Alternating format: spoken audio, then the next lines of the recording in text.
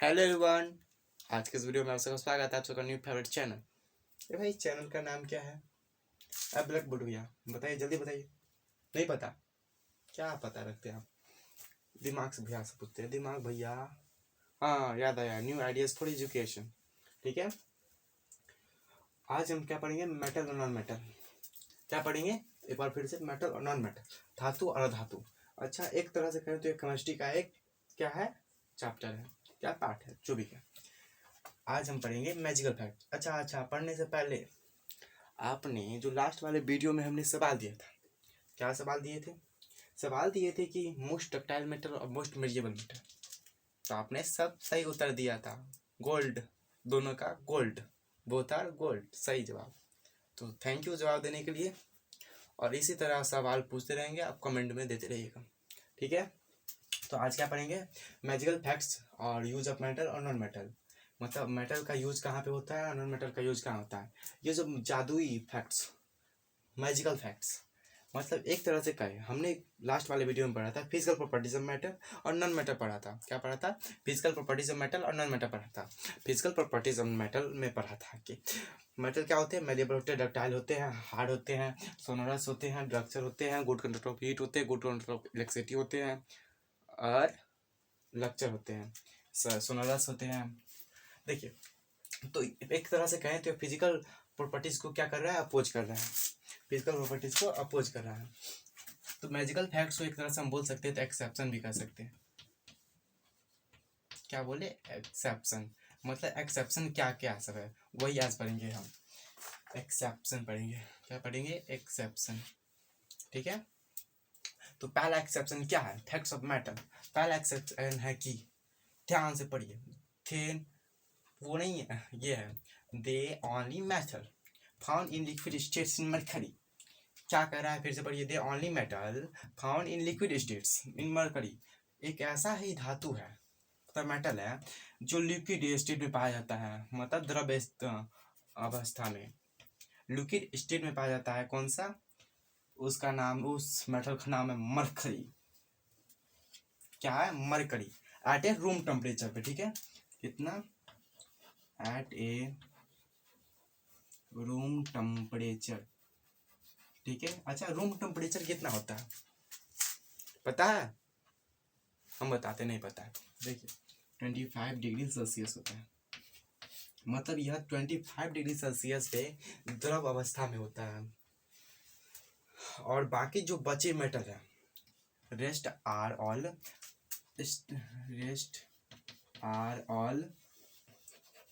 क्या होते हैं? सॉलिड होते हैं। ठीक है, समझ गया? समझ गया तो जल्दी कमेंट में बोलिए यस। अब दूसरा क्या है भाई एक्सेप्शन? वही गैलियम, वाह वाह, गैलियम एंड केजियम, ये तो मेटल है, have a low melting point, low melting point due to which they melt in human palm. अब भाई ह्यूमन प्लाम क्या होता है? हथेली को कहते हैं इसको। ठीक है, देखिए, गैलियम और केजियम एक ऐसा मेटल है जिसका जो मेल्टिंग पॉइंट होता है लो होता है। ठीक है, लो मेल्टिंग पॉइंट होता है, due to which they melt in human palm. अच्छा, बात कर ले क्या, इसका जो मेल्टिंग पॉइंट होता है लो होता है। बात कर ले आयरन का, मान के चलते हैं ये क्या है, एक आयरन का है। ठीक है, और इसको पिघलाना हो तो बहुत ही ज़्यादा डिग्री सेल्सियस चाहिए हमको, कम से कम 100 डिग्री सेल्सियस एबव, उससे मोर देन 100 डिग्री से बहुत ही ज़्यादा चाहिए था इसको पिघलाने के लिए। लेकिन ये लो मेल्टिंग पॉइंट है, हम इसको आयरन को कहेंगे हाई मेल्टिंग पॉइंट। ये जो है लो मेल्टिंग पॉइंट है। गैलियम और केजियम, अच्छा, तो गैलियम केजियम क्या लो मेल्टिंग पॉइंट है, तो इसका मेल्टिंग पॉइंट कितना होगा, इसका क्या होगा, हम बताते हैं। गैलियम का मेल्टिंग पॉइंट होता है, गैलियम मेल्टिंग पॉइंट होता है, और केजियम मेल्टिंग पॉइंट होता है, इसका दोनों का होता है, इसका होता है 29.7 डिग्री सेल्सियस, इसका होता है 28.4 डिग्री सेल्सियस। ठीक है, दोनों का सही है 28.4 डिग्री सेल्सियस। ठीक है, अब क्या है इसका जो, अच्छा, जो हमारे जो नॉर्मल बॉडी टेम्परेचर वह कितना है? 37 डिग्री। और जो मेरा हथेली है, ये जो हथेली है, अच्छा अच्छा नहीं पड़ा पर ठीक है। तो गैलियम और केजियम है लो मेल्टिंग, इसका मेल्टिंग पॉइंट बहुत ही लो है due to which the melt, जब यह मेल्ट हो जाता पिघल जाता है जब हम ह्यूमन प्लांट पर, जब हम गैलियम को इस पे रखेंगे और केजियम को, ये पिघल जाएगा। मान के चलते हैं ये गैलियम और केजियम है तो यह पिघल जाएगा। क्या होगा? पिघल जाएगा गैलियम और केजियम। ठीक है, गैलियम केजियम कितने 37 डिग्री सेल्सियस। ठीक है, इसका 29 है, इसका 37 है, ये 37 ज़्यादा है इस वजह से ये पिघल जाएगा। ठीक है, समझिए नॉर्मल बॉडी टेम्परेचर। तो पहला एक्सेप्शन क्या हुआ? मरकरी, पहला एक्सेप्शन मरकरी, दूसरा गैलियम और केजियम, तीसरा है जिंक, तीसरा जिंक है। जिंक इज नाइदर, क्या है? Zinc is neither non malleable and ductility at a room temperature. At room temperature कितना होता है? 25 डिग्री सेल्सियस, याद रखिएगा 25 डिग्री सेल्सियस। जिंक जो है ना मेलिएबल है ना डक्टिलिटी। अच्छा, हमने पिछले वाले लास्ट वीडियो में देखा पढ़ा कि फिजिकल प्रॉपर्टीज में पढ़ा था मेलिएबल मेटल आर मेलिएबल और डक्टिलिटी मेलिएबल में क्या होता था? Ability to convert into thin sheet, उसको हम थिंक शीट में करते थे, एल्युमिनियम को थिंक शीट में कन्वर्ट, मतलब थिंक शीट में उसको कन्वर्ट करते थे, और डक्टिलिटी में थिंक वायर में। इसको जब हम थिंक शीट में कन्वर्ट करेंगे, इस पर कोई भी फोर्स लगाएंगे तो टूट ही जाएगा। अरे भैया फोर्स लगाएंगे तो टूट जाएगा, क्या है? जिंक है, इससे वजह से टूट जाएगा। और डक्टिलिटी, इसको थिंक वायर में कन्वर्ट करेंगे टूट जाएगा एट रूम टेम्परेचर। अच्छा, मेलिएबल में कौन सा फोर्स लगाते हैं? Compressive force. इस पर हम दिमाग से करते हैं जिंक, जिंक पे कंप्रेसिव फोर्स लगाए, ले टूट गया, दिमाग खराब कर दिया भाई, टूट गया, बाप हटाओ, एक्सेप्शन में काम करो, ये एक्सेप्शन में आ गया। और डक्टिलिटी में इसको खींचे, अरे भाई रबड़ की तरह रबड़ नहीं नहीं इतना लंबा हो रहा है, जाओ तुम भी जाओ एक्सेप्शन में जाओ, इसलिए जिंक को एक्सेप्शन में रखा गया। ठीक है, यह ना मेरिएबल है ना डक्टिलिटी है। रूम टेम्परेचर पे कितना? रूम टेम्परेचर होता है 25 डिग्री सेल्सियस। ठीक है, पहला हो गया मरकरी, दूसरा हो गया गैलियम केजियम, तीसरा हो गया, 3 गो एक्सेप्शन है अभी। ठीक है, अब इसको हम रब कर लेते हैं, अब चौथा एक्सेप्शन देखते हैं।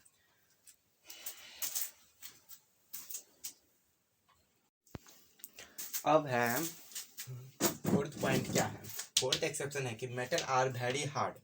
मेटल जो होते हैं, फिजिकल प्रॉपर्टी हमने पढ़ा था कि मेटल जो होते हैं बहुत ही हार्ड होते हैं। ठीक है, बट किंतु क्या एक्सेप्शन, एक एक्सेप्शन है, अल्कली मेटल।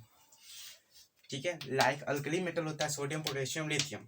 क्या? Sodium potassium lithium, sodium potassium lithium. Alkali metal जो होता है वह, यह अल्कली मेटल है जो आपको हायर क्लासेस में जाके पढ़ना है। ठीक है, इतना अभी जान लीजिए कि यह जो अल्कली मेटल होते हैं यह मोस्ट रिएक्टिव मेटल होते हैं। क्या होते हैं? मोस्ट रिएक्टिव मेटल होते हैं, बहुत ही ज़्यादा रिएक्टिव करते हैं। जैसे सोडियम पोटेशियम लिथियम, जब हम सोडियम को एयर के साथ कांटेक्ट कराएंगे तो वह आग पकड़ लेगा, जब हम सोडियम को हवा में निकालेंगे तो वह आग पकड़ लेगा। ठीक है, which are cut with a knife, इसको चाकू से काट सकते हैं। मान ले ये सोडियम मेटल है, इसको हम चाकू से काट सकते हैं। सोडियम है, इसको हम चाकू से काट सकते हैं। पोटेशियम है, ये तीनों मेटल को हम सॉफ्ट मेटल है काट सकते हैं। Which are cut in a knife, चाकू से काट सकते हैं। ठीक है, एक्सेप्शन हो गया सोडियम पोटेशियम लिथियम।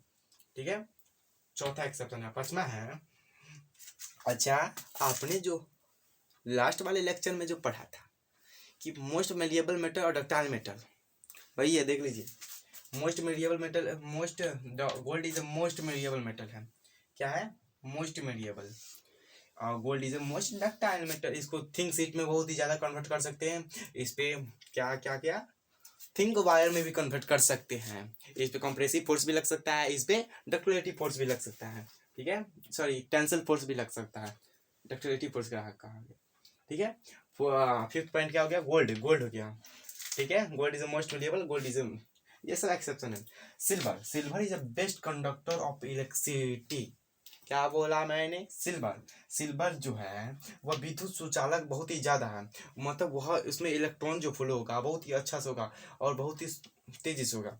मान ली सिल्वर है, सिल्वर में यहाँ से हम अगर करंट पास कराए तो इधर बहुत ही तेजी से अच्छा से फ्लो करेगा। Silver is a best conductor. पहले सिल्वर है, इसका लिस्ट देख लेते हैं। सिल्वर के बाद है, silver is best conductor of electricity. इसके बाद क्या है? कॉपर, कॉपर का तार है। उसके बाद गोल्ड का तार है, उसके बाद एल्युमिनियम का तार है। हमारे जो घर पे जो तार लगा रहता है वो कॉपर का लगा रहता है, ठीक है।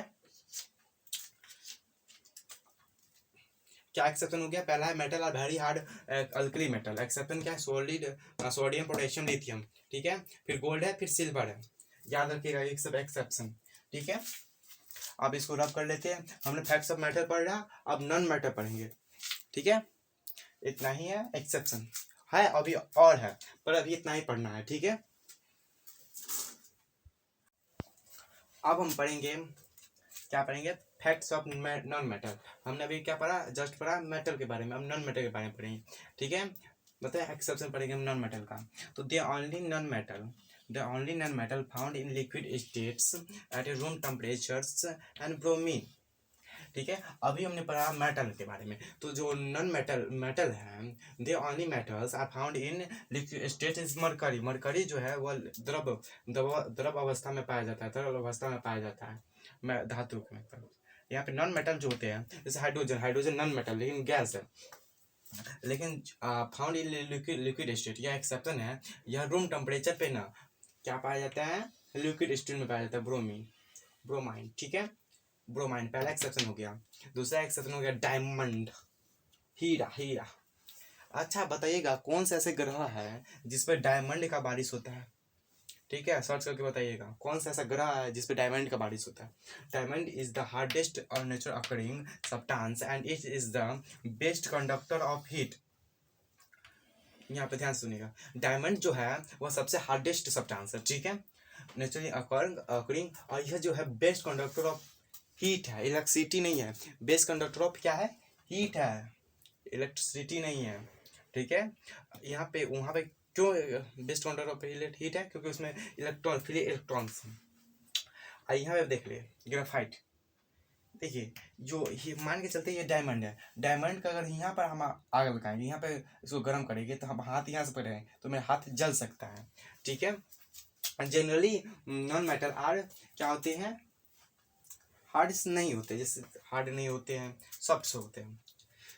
जैसे ग्रेफाइट की बात करें, ग्रेफाइट एंड आयोडीन आर लक्चर, मतलब ये दोनों तो नॉन मेटल है, पर इसका सरफेस जो है, अगर पेंसिल की बात कर ले, ग्रेफाइट क्या है? Shiny surface. अभी हम आपको पेंसिल दिखाते हैं, बात कर ले जो पेंसिल है, पेंसिल में जो ग्रेफाइट लगा रहता है, ये जो नीब है यह क्या है? चमकीला है, और आयोडीन भी चमकता है। इसका जो सरफेस है यह क्या है? चमकता है, चमकीला है, शाइनी करता है। और graphite is a good conductor of electricity, यह जो है गुड कंडक्टर ऑफ इलेक्ट्रिसिटी भी है। ग्रेफाइट यह है कार्बन का रूप है, ठीक है, नॉन मेटल है, लेकिन यह बेस्ट कंडक्टर ऑफ हीट है। अच्छा, non metal bad conductor of heat होता है, लेकिन यह नॉन मेटल होके भी क्या है? गुड कंडक्टर ऑफ हीट है। अब पढ़ने में तेज है तुरे, इसलिए गुड कंडक्टर ऑफ हीट है, नहीं रे भाई, ठीक है। ग्रेफाइट क्या है? गुड कंडक्टर ऑफ हीट है। समझ में आ गया? पहला एक्सेप्शन क्या हो गया? ब्रोमीन, और दूसरा डायमंड, तीसरा ग्रेफाइट एंड आयोडीन, और चौथा ग्रेफाइट, ठीक है। अब हम पढ़ते हैं मैजिकल फैक्ट, इतना ही तक, एक्सेप्शन में इतना ही तक। अब हम पढ़ेंगे यूजेस ऑफ मेटल और नॉन मेटल के बारे में, ठीक है। इसको रब कर लेते हैं।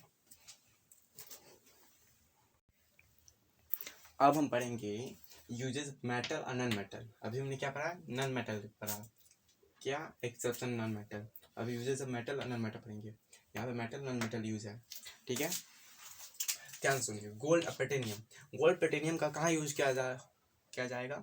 आपको सबको पता ही होगा, कहाँ? ज्वेलरी में, ज्वेलरी शॉप, सोना वाले दुकान में, ठीक है, jewellery shop. Because gold platinum का क्यों गोल्ड प्लेटिनियम का ही यूज क्यों होता है? आयरन का यूज क्यों नहीं होता है? बिकॉज हम बताते हैं, आपको नहीं पता, हम बताते हैं। बिकॉज यह लो रिएक्टिव है, यह बहुत ही कम रिएक्टिव है मेटल है, ठीक है। और इसका जो सरफेस होता है वह शाइनी होता है। क्या होता है? शाइनी होता है। जो सिल्वर का भी देखे होंगे, शाइनी होगा। और वह यह जो है गोल्ड प्लेटिनियम है वो कम रिएक्टिव है। क्या है? कम रिएक्टिव है। यूजेस टू ज्वेलरी, सब समझिए, इसका शाइनी सरफेस है, और दे आर लो रिएक्टिव। क्या है? लो रिएक्टिव, ठीक है। अब ऑक्सीजन। अच्छा, ऑक्सीजन क्या होगा? नहीं पता? सबको पता है, हाँ, बहुत बढ़िया। Essentially for life and inhale during breathing. जब हम सांस लेते हैं तो हमारे अंदर क्या जाता है? ऑक्सीजन जाता है, जिस वजह से हम आज जिंदा है, जिस वजह से हम आपको क्या बोले, ऑक्सीजन, ऑक्सीजन से हम जिंदा रहते हैं। एसेंशियल जरूरी है फॉर लाइफ, हमारे इनहेल ड्यूरिंग ब्रीथिंग, सांस लेते हैं तो हमें ऑक्सीजन जाता है। अब अच्छा, ऑक्सीजन मेटल है कि नॉन मेटल है?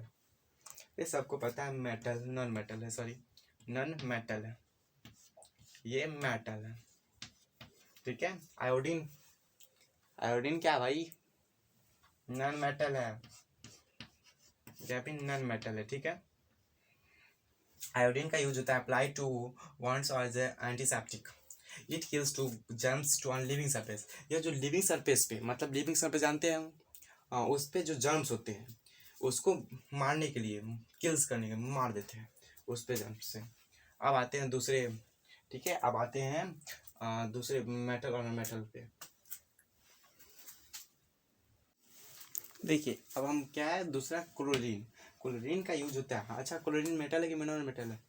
नॉन मेटल है, नॉन मेटल है, ठीक है। इसका यूज होता है, यूज टू डिसइंटिफिकेट, मतलब होता है to to kills germs on living surface, sorry non living surface होगा, सॉरी यहाँ पर लिख देते हैं ऑन नॉन लिविंग सरफेस। इस पे जो होगा नॉन लिविंग सरफेस, जैसे हो गया टाइल्स, टाइल्स पे अगर जर्म्स होगा तो उसको मार देगा।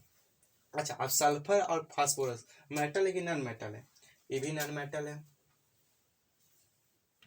ये भी नॉन मेटल है, ठीक है। इसका जो यूज होता है, इसका जो यूज होता है, फायर क्रैकर्स। अच्छा, अच्छा, फायर क्रैकर्स मतलब हम जब हम फटाका फोड़ते थे दीपावली और छठ में, यही सल्फर फास्फोरस बोल के मिलता है। अच्छा, एक बात और, एक सवाल और, जो हम सलाई बारते हैं माचिस, वो जो ऊपर रेड कलर का रहता है, अलग अलग कलर का रहता है, उस पर कौन सा फास्फोरस रहता है, व्हाइट फास्फोरस या रेड फास्फोरस? ठीक है, कमेंट करके बताइएगा। यूज टू फायर क्रैकर, इसका यूज होता है फायर क्रैकर से।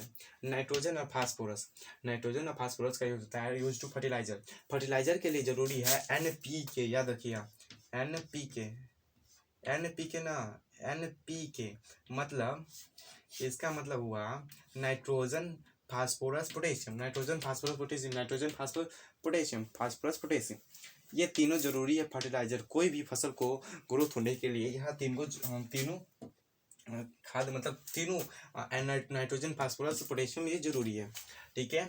आज के इस वीडियो में इतना ही तक, अब मिलते हैं कल वाले वीडियो में, धमाल बवाल मचाएंगे, कल वाले वीडियो में एक्सपेरिमेंट करेंगे, उसमें होगा केमिकल प्रॉपर्टीज। अब फिजिकल प्रॉपर्टीज यहीं पे खत्म होता है, कल से हम पढ़ेंगे, फिर क्या पढ़ेंगे, केमिकल प्रॉपर्टीज, पूरे एनर्जी के साथ पढ़ेंगे, ठीक है। थैंक यू फॉर वाचिंग, आज के वीडियो में इतना ही तक, अब मिलते हैं अगले वीडियो में, bye, thank you for watching.